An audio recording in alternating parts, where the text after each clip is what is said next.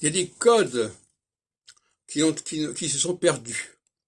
Par exemple, quand aujourd'hui on dit Louis XIII, en réalité il faut dire Louis XIIIe parce qu'après le 13 en chiffre romain, il y avait un point. Et ce point passait du cardinal à l'ordinal. Ça s'est perdu.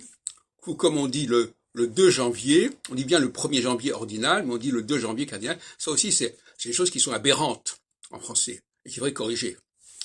Et un point aussi intéressant, c'est le N qui souvent n'est pas écrit en français du XVIe siècle. Là, j'ai la préface à César. Voilà, donc j'ai souligné en jaune les points intéressants. Et voyez-vous, chaque fois, il y a une série comme ça, contenant, avec, on n'a pas le N, chacun, on n'a pas le N, et sans, on n'a pas le N.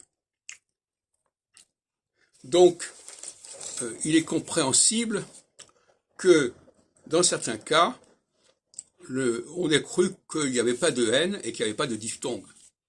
C'est ce qui s'est passé avec l'italien, par exemple, ou l'espagnol, qui apparemment n'ont pas su comprendre, moi ce que j'appelle ça le tilde, mais c'est peut-être pas la bonne formule.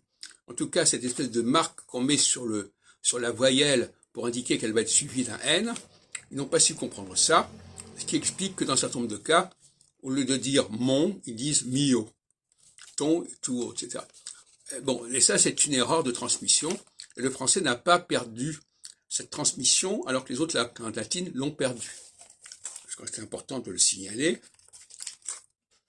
Et donc pour quelqu'un qui est habitué à lire des textes du XVIe siècle, eh bien, il sait que effectivement le code n'est pas respecté. D'ailleurs, même si on reste sur Nostradamus, on voit bien, regardez, même ça, 1555, eh bien, c'est suivi d'un point. Pourquoi c'est suivi d'un point? Parce que il fallait dire 1550e année, par exemple, etc. Il y a d'autres exemples comme ça qu'il faudrait signaler. Enfin, je n'ai pas le temps d'en parler maintenant. Voilà, je vous laisse comme ça.